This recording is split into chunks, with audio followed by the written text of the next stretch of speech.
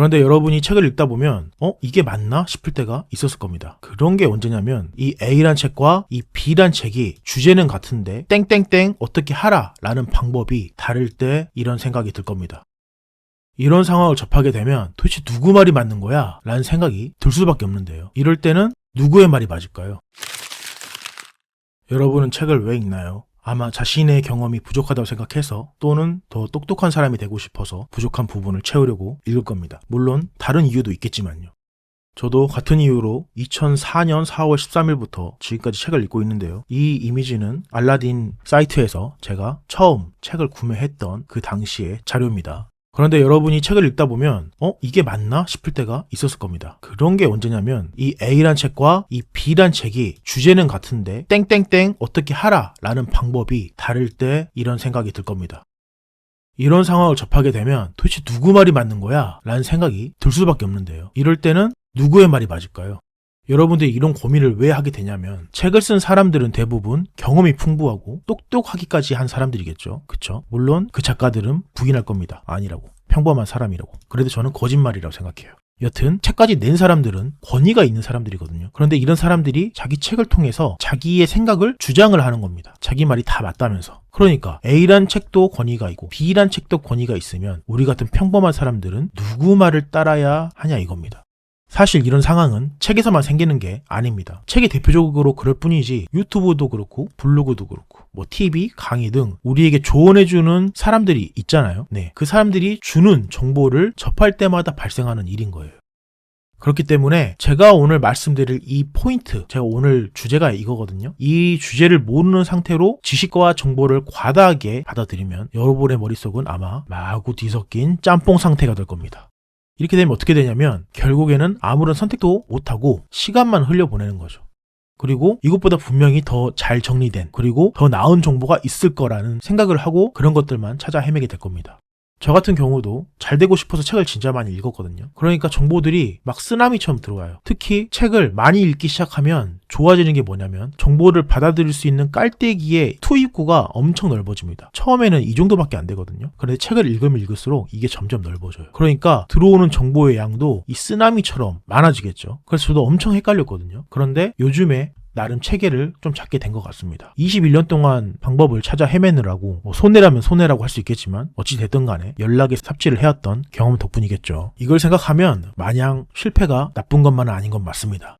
마침 이번 주에 제가 2회독하고 있는 책이 있거든요. 네, 근데 그 책에도 제가 생각하는 그런 체계, 이런 체계와 너무 흡사한 말을 하고 있어서 제가 겸사겸사 소개시켜 드리겠습니다. 그 책이 어떤 책이냐면 바로 더 시스템이라는 책입니다. 시스템. 네, 이거 꽤 유명한 책이죠. 그래서 그 책 하는 분도 분명히 있을 겁니다. 유명 유튜버들이 많이 언급을 했거든요. 제 채널을 보시는 분은 아시겠지만 저는 이 책을 리뷰하는 게 아닙니다. 책을 쓴 작가와 의도와는 전혀 상관없이 어떤 일부분, 그러니까 특정 글귀를 읽고 이 사람도 이런 얘기를 했네 라면서 제가 제 마음대로 영상에 말하기 꺼리로 그냥 가져다 쓰는 겁니다. 그럼 너는 왜 이런 식으로 하냐 라고 궁금하신 분은 제가 첫 번째 영상에 그 내용을 이야기해놨으니까 고정 댓글을 참고하시면 될 것 같습니다. 제 첫 번째 영상을 보면 지금 7만 명 정도 보셨더라고요. 책 읽을 때마다 맨날 내용을 까먹는 분들한테는 도움이 될 수도 있을 거라 생각합니다. 그래서 책 읽는 사업가 북순의 이번 영상에서는 책을 읽을수록 헷갈려하는 머릿속을 정리하고 삶에 적용할 만한 방법들을 아주 예리하게, 물론 제 기준에 예리한 겁니다. 네, 예리하게 벼려내는, 이렇게 썰어내는 방법에 대해서 이야기하도록 하겠습니다. 물론 책 읽는 방법과 그 지식을 삶에 적용하는 방법은 너무나도 다양하겠죠. 그리고 사람마다 맞는 방법이 있고 맞지 않는 방법이 있을 겁니다. 그렇기 때문에 자기만의 기준이 명확하게 있는 분들은 오늘 영상을 보지 않아도 됩니다. 네, 시간 아끼세요. 하지만 책을 볼 때마다 누구 말이 맞는지, 누구 말을 따라야 손해를 덜 보는지 계속 헷갈리고 망설여왔던 분이라면 분명히 오늘 영상이 도움이 될 겁니다. 아마 아직까지 막막한 분이 있을 수 있겠죠. 네, 그런 분들은 생각을 전환시킬 수 있는 내용을 진짜 오늘 꾹꾹 눌러 담았으니까 끝까지 봐주시기 바랍니다. 자, 그럼 시작하겠습니다. 안녕하세요. 책 읽는 사업가 북순입니다. 오늘도 바로 본론으로 들어가겠습니다. 성격 급한 분들을 생각해서 오늘은 핵심 개념을 먼저 공개하자면 바로 이겁니다. 책을 읽으면서 지식을 덧붙이려고 하지 말고 덜어냄의 미학을 추구하라. 이 덜어냄의 미학입니다. 오늘의 말하기 꺼리로 삼고 있는 더 시스템의 6페이지를 보면 이런 글귀가 있습니다. 그 글귀를 보자마자 제가 주제가 팍 떠올라서 이렇게 책에다가 낙서를 해놨는데요. 그 글귀는 이겁니다. 책이라는 형태를 빌려서 누군가에게 조언을 한다는 발상 자체가 원래 문제가 있다. 모두를 만족시키는 조언은 없기 때문이다. 이게 좀 삐딱하게 보면 이 작가가 누군가는 책을 보고 욕을 할 거 아니에요. 그래서 그런 반대 생각들에 대해서 면피성으로 반응하는 것으로 느껴질 수도 있거든요. 실제로 그런 의도로 이야기한 것 같기도 해요. 하지만 저는 진짜 이 글귀에 너무나 많은 공감을 했습니다.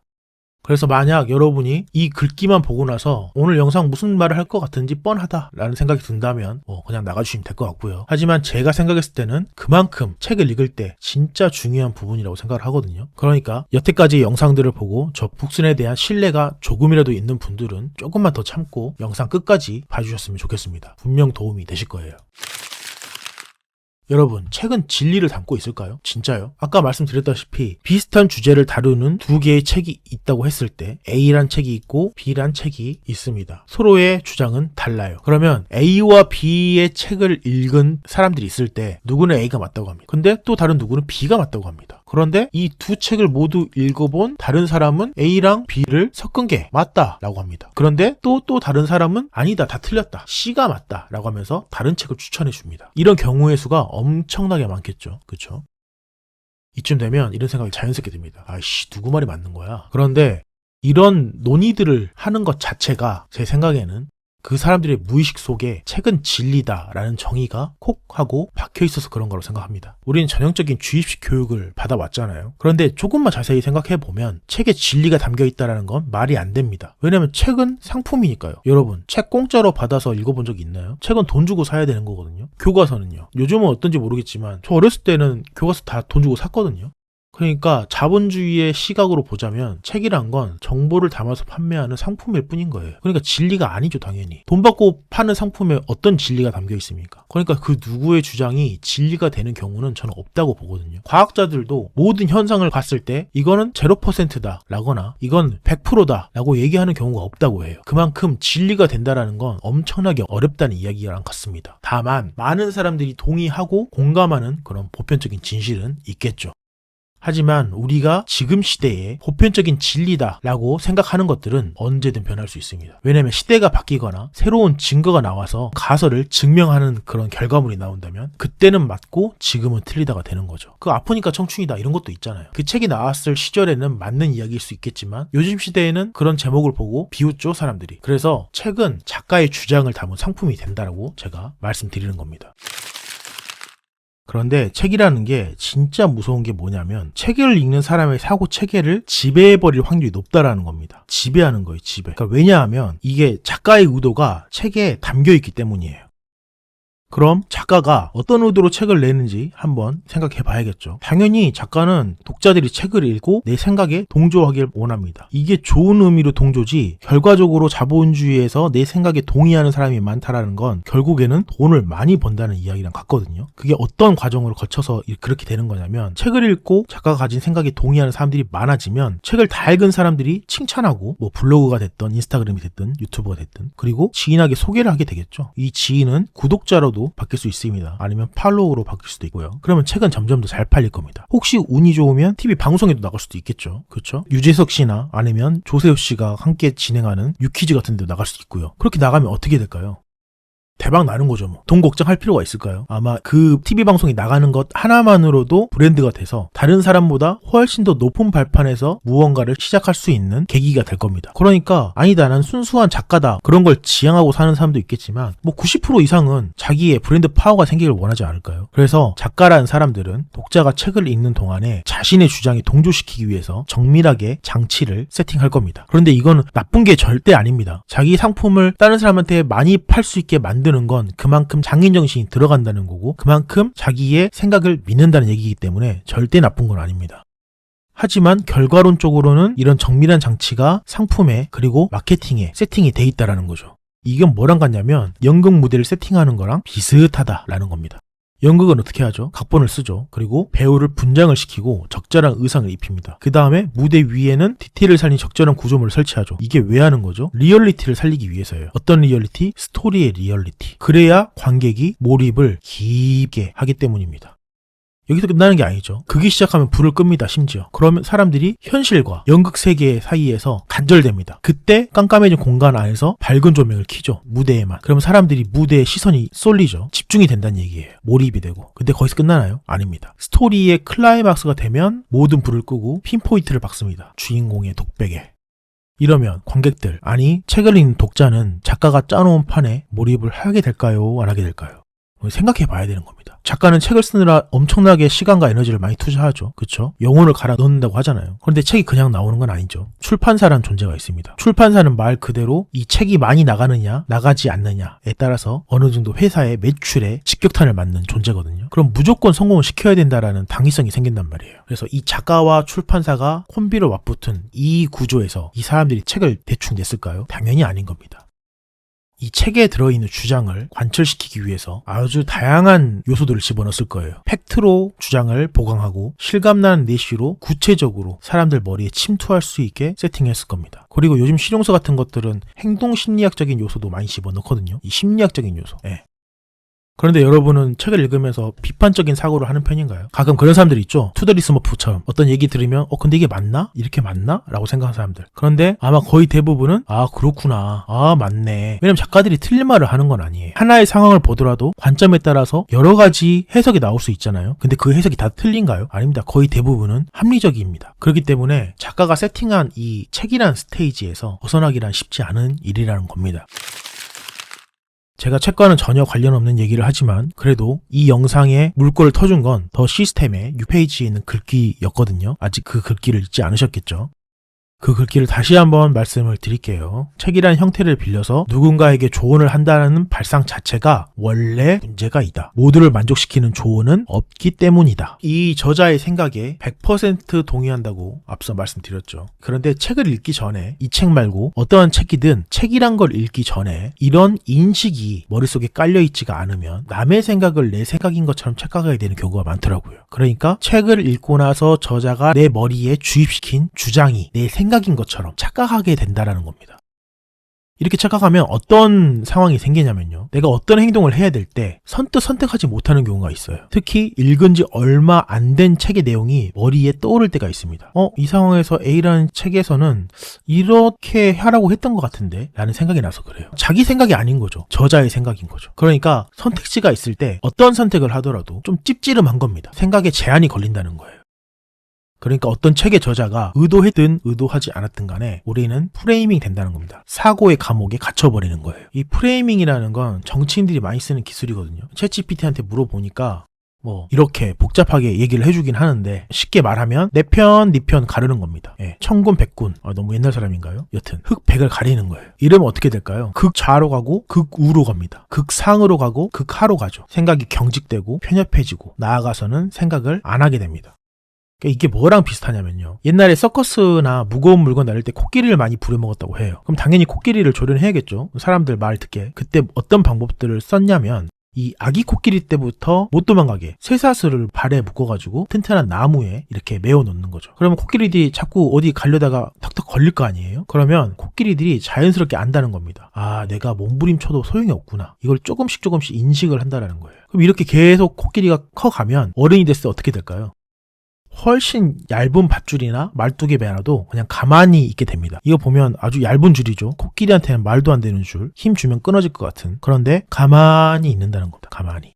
왜냐하면 어릴 때 기억이 각인되는 거거든요. 다른 사람 주장에 내 생각이 계속 갇히면 이게 습관이 된다는 거예요. 습관. 그리고선 코끼리처럼 내 생각도 가만히 있게 되는 겁니다. 그리고 다른 책을 읽을 때마다 아니면 다른 사람의 주장을 들을 때마다 생각이 계속 바뀌는 거예요. 왜냐하면 내 생각이 없으니까. 결과론적으로는. 그러니까 여러분은 어쩌면 코끼리 이야기를 들었을 때 불쌍하다 라고 생각했겠지만 솔직히 냉정하게 이야기하자면 그럴 필요가 없을지도 모릅니다. 찬찬히 생각해보는 게 좋을 것 같아요. 내 생각도 코끼리처럼 묶여있는 상황이 아닌가 하는 그런 그렇다고 해서 제가 이런 거에 자유롭냐? 아닙니다. 저도 이런 거를 인지를 하고 벗어나려고 애쓰고 있지만 아직까지도 제 머릿속에 콕 박혀서 빠져나가지 않는 주장이나 개념들이 있어요. 어찌됐든 이런 인식을 못하고 프레임에 걸리는 거와 인식을 한 상태에서 걸리는 건 분명히 차이가 있겠죠. 이게 중요한 거라고 생각합니다. 그러니까 책의 내용을 씹어먹겠다라는 마음가짐도 매우 중요하지만 저 같은 경우에는 좀 유연하게 유도리 있게 골라서 나한테 필요한 것을 쏙 뽑아서 가져간다라는 자세로 책을 읽는 편이라는 겁니다. 최소한 책을 쓴 저자의 권위에 눌려서 물론 이 저자의 논리가 너무나 맞는 얘기라서 이게 미끄러지듯 쑥 빨려 들어간 책들이 있어요. 네, 그런 경우는 뭐 제외가 될 수도 있겠죠. 하지만 저 같은 경우에는 책에서 힌트는 어때? 실행으로 검증되지 않는 한 원칙으로는 삼지 않습니다. 그래서 저는 사실 사업을 하면서 실패를 많이 해본 케이스예요. 뭐 그만큼 이 밑바닥에서 도톰하게 켜켜이 쌓인 뭐 그런 것들이 있겠지만 누군가는 봤을 때 시간만 낭비한 거 아니냐라고 뭐 바보 같다 이렇게 생각할 수도 있겠죠. 그거 나름대로 상관은 없습니다. 그래서 더 시스템에 아까 말씀드린 건 6페이지고 한 페이지를 넘기면 또 제가 많이 공감했던 글귀가 하나 더 나옵니다. 그게 뭐냐면 모든 상황에 들어맞는 공식은 아니겠지만 선택지를 줄여가는 데는 가로치고 이 책이 도움이 될 것이라 믿는다. 제가 꽂힌 부분은 덜어내라는 겁니다. 사람들은 보통 책을 읽을 때 지식을 쌓으려고 읽는 거잖아요. 그렇죠? 물론 지식이 쌓이면 좋은 점 많습니다. 내가 간접 경험한 길이 많기 때문에 그러니까 시뮬레이션 한 길이 많기 때문에 어떤 일을 선택할 때 선택지가 많아지죠. 하지만 동시에 안 좋은 점도 많습니다. 바로 선택지가 많아진다는 겁니다. 뭔 말인지 쉽죠? 그렇죠? 지식이 쌓이면 좋은 점도 선택지가 많아지는 거고 안 좋은 점도 선택지가 많아진다고 하니까 이게 뭔 말인가 싶을 겁니다.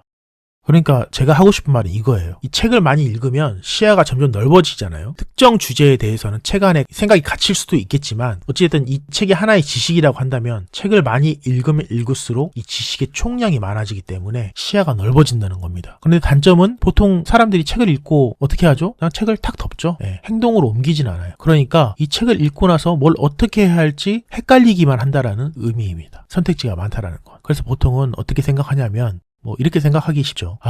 누가 이거 어떻게 하라고 딱 정해주면 좋겠다. 그래서 옛날 개콘에 정답 딱 정해주는 그런 코너가 있었거든요. 제가 사업을 하다 보니까 리스크를 안고 뭔가를 선택하는 게 제일 힘든 일인 것 같아요. 그러니까 리스크를 안는다라는 건 미래를 어느 정도 내가 가늠을 해봐야 된다는 거잖아요. 그런 의미에서 제가 생각했을 때는 이 사장이나 대표나 아니면 기획자가 힘들다고 생각합니다. 왜냐면 단 하나도 빠짐없이 책임을 져야 되는 입장에 있기 때문이에요. 그러니까 만일에 이 영상을 보고 있는 여러분이 책을 좀 많이 읽었다. 그런데 혹시 내가 지식을 너무 과하게 쌓는 게 아닐까 싶다면 지금부터는 책을 쌓아가는 게 아니고 이 선택지를 줄여나가는 용도로 활용하는 것을 추천합니다. 이게 뭐랑 비슷하냐면 이 조각하는 과정이랑 비슷해요. 지금 여기 보면 깎아내고 있죠. 그쵸? 처음에는 이렇게 통으로 뭔가 형상을 만들어 두고 여기서 깎아 나가면서 뭔가 얼굴도 만들고 목도 만들고 몸통도 만들고 이렇게 하는 거잖아요. 최종적인 모양을 만들어내잖아요. 특히 이렇게 덜어내는 것에 대해서 자세하게 나온 책이 이 미친듯이 심플이란 책이 있거든요. 그래서 이게 애플의 철학과 문화에 대해서 이야기를 하는 내용을 담고 있는데 애플하면 여러분들 아시죠? 미니멀리즘, 심플함, 디자인, 아름다움 이런 것들이 연상이 되잖아요. 이 책에서는 이 얘기를 합니다. 사람들은 심플함을 추구하는 게 쉽다고 착각하지만 심플한 건 겉에서 봤을 때는 단순해 보이니까 야 이걸 누가 못해 라고 생각할 수 있겠지만 본질이 남을 때까지 계속 깎아내야 되는 과정 이거는 결국에는 선택인 거잖아요. 이걸 계속 반복해서 최소한만 남겨야 되기 때문에 어렵다는 내용이 들어있는 거거든요.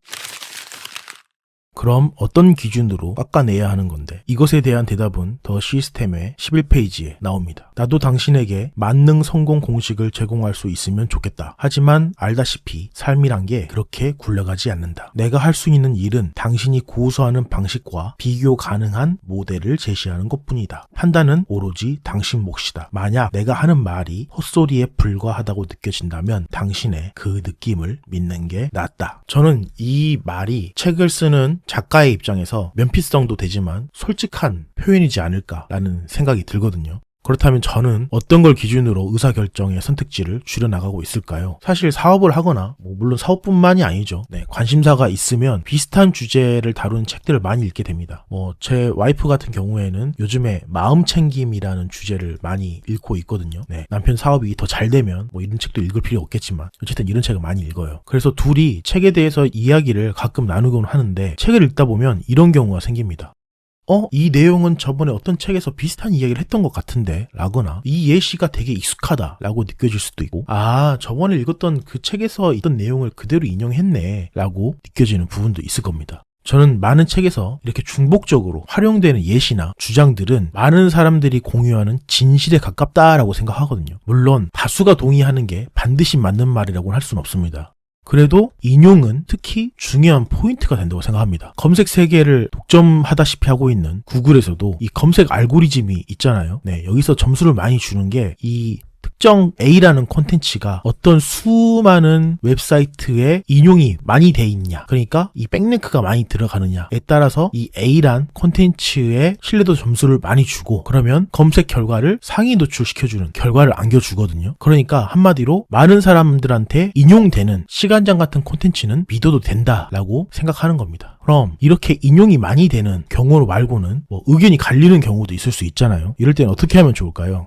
그럴 때 저 같은 경우에는 직감을 믿습니다. 솔직히 까놓고 얘기해서 어차피 책에서 아무리 좋은 얘기를 한다 하더라도 내 인생에 적용이 안 되면 그건 다 헛소리와 다름없는 거거든요. 모두가 히어로를 지향하면서 사는 건 아니잖아요. 좋은 사람, 착한 사람을 지향하면서 살지는 않거든요. 누군가는 악당을 지향하면서 살기도 한단 말이에요. 그럼 이 악당으로 사는 사람은 대중이 진리에 가깝다라고 통용되는, 인용되는 그런 것들이 이 악당의 삶에 과연 맞을까요? 당연히 아닙니다. 어차피 세상을 살아가는 모든 사람들은 주체적으로 자기 인생을 살아가기 위해서 노력을 하게 되고 더 잘 살기 위해서 지식을 쌓고 경험을 하고 그 중에서도 좋다고 생각하는 방법만 남겨서 인생을 채우는 거잖아요. 그러니까 A책, B책, C책, D책 등등이 각자 산발적으로 다른 이야기를 한다라고 한다면 그 중에 어떤 선택을 할지는 자신에게 맡기는 겁니다. 내 인생이니까 내가 책임져야 되는 거니까요. 그런데 또 이럴 수도 있습니다. 이런 판단을 내릴 만한 나만의 경험 데이터가 많이 없어요. 내가 행동을 많이 안 해봤어. 그렇다면 어떻게 하면 좋을까요?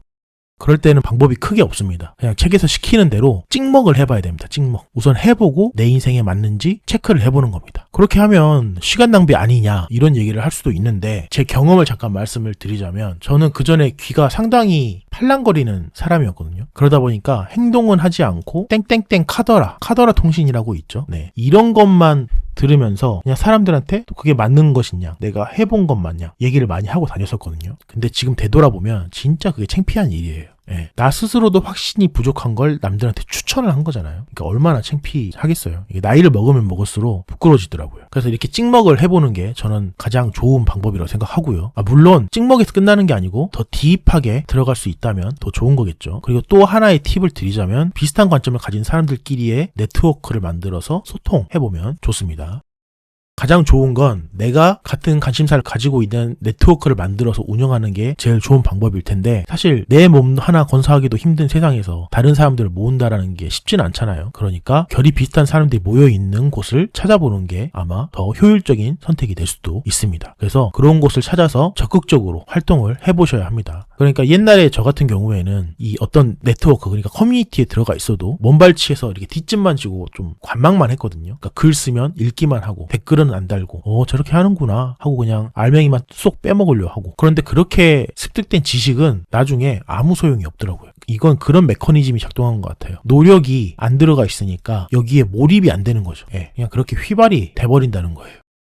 근데 기껏 커뮤니티에 들어가서 굳이 이렇게 행동할 필요가 없잖아요. 관망하듯이 먼발치에 떨어져 있다라는 건 결국에는 그냥 혼자만의 생각 감옥에 스스로 가둔 거랑 다름없다라는 이야기입니다. 그리고 이렇게 생각 감옥에 혼자 갇히는 게 정말 안 좋아요. 왜냐하면 책 말고 사람들과 생각을 나누지 않으면 이 살아있다라는 비교 대상이 없는 거거든요. 그러니까 책은 생각은 살아있을 수는 있지만 살아있는 사람은 아닌 거잖아요. 그렇죠? 그리고 생각이라는 게 서로 겹치면서 또 다른 결과물로 스파크가 튀듯이 발산되는 거란 말이에요. 그리고 내가 책에만 몰두되어 있으면 이 작가가 말하는 내용에 이제 과몰입될 수가 있는데 이게 그 작가의 주장이 가치가 있는지 없는지는 어떻게 할까요? 예, 이건 비교 대상이 없으면 그 가치를 측정한다는 게 어렵습니다. 특히 내가 가지고 있는 정보의 가치가 있는지 없는지를 객관적으로 알 수가 없다라는 거예요.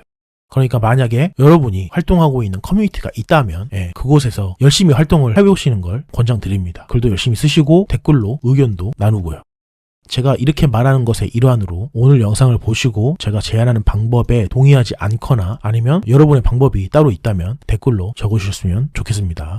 자, 이제 거의 영상의 마지막에 온 것 같은데요. 더 시스템이란 책에서 제가 인용하는 마지막 글귀는 이겁니다. 모든 사람은 저마다 자기만의 공식을 찾아내는 법이니까 라고 이야기를 하거든요. 그러니까 오늘 영상의 내용이 여러분에게 맞지 않다 하더라도 괜찮습니다. 아마 여러분 각자에게 맞는 방식이 분명히 있을 거예요.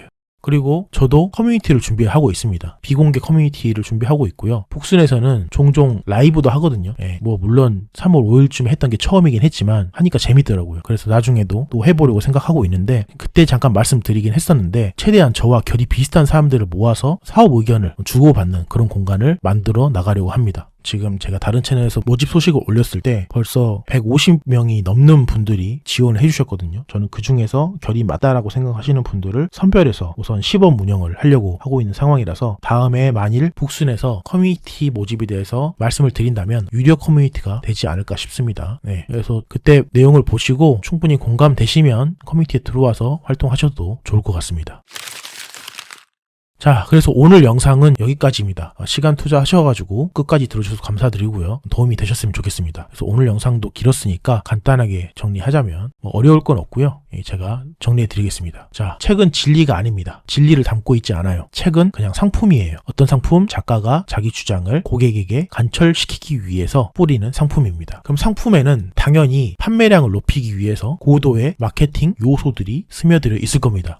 그래서 책은 어떻게 하면 성공이라고 제가 말씀을 드렸죠. 독자의 머릿속에 저자의 주장이 콕 박혀서 동화되고, 그리고 그 생각을 다른 사람들한테 독자들이 전파하면서 책이 더 많이 판매되는 이런 구조를 만드는 게 목표라고요. 그러면 책의 주장이 내 뇌리에 박혀있기 때문에 내 생각을 어떻게 보면 물론 확장시킬 수도 있겠지만, 내 생각이 이만할 때는 저자의 주장이 이만하다면 확장시킬 수도 있겠지만, 만약에 저자의 주장이 이만한데 나의 사고가 이렇게 커졌다면 어떻게 될까요? 더 커질 수 있는데 이만큼밖에 여력이 없으니까 나를 제약하는 생각 감옥이 될 수도 있다라는 거죠. 그래서 내 생각이 작을 때는 지식의 절대량을 채우는 것도 매우 중요한 가치입니다. 하지만 내가 어느 정도 충분히 봤다, 책을 읽었다, 지식이 어느 정도 쌓였다라고 하는 상황이라면 이제 덜어내는 일이 남았다라는 거죠. 본질적인 것만 남을 수 있게. 미친 듯이 심플이다 책을 기억해 주세요. 그래서 의사결정을 잘 하려면 자기만의 본질적인 기준을 남겨야 하는 건데, 그 방법으로는 사람들이 공통적으로 자주 인용하고 언급하는 주장을 남기는 게 방법 중에 하나고, 만일에 많은 사람들의 주장, 의견이 갈린다면 자신의 상황과 경험에 따라서 이 직감을 믿고 따르라고 말씀드렸습니다.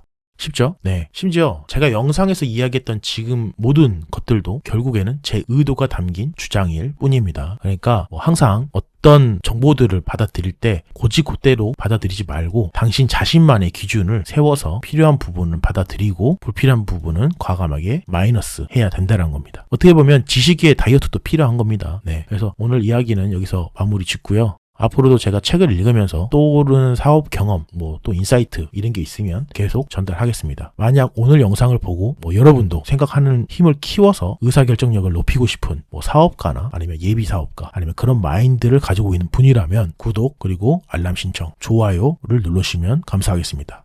그리고 댓글로 응원도 부탁드리고요. 아니면 궁금한 점이 있으시면 달아주세요. 제가 아는 선까지는 성심성의껏 답변 드리도록 하겠습니다. 시청해주셔서 감사합니다. 지금까지 책 읽는 사업가 복순이었습니다.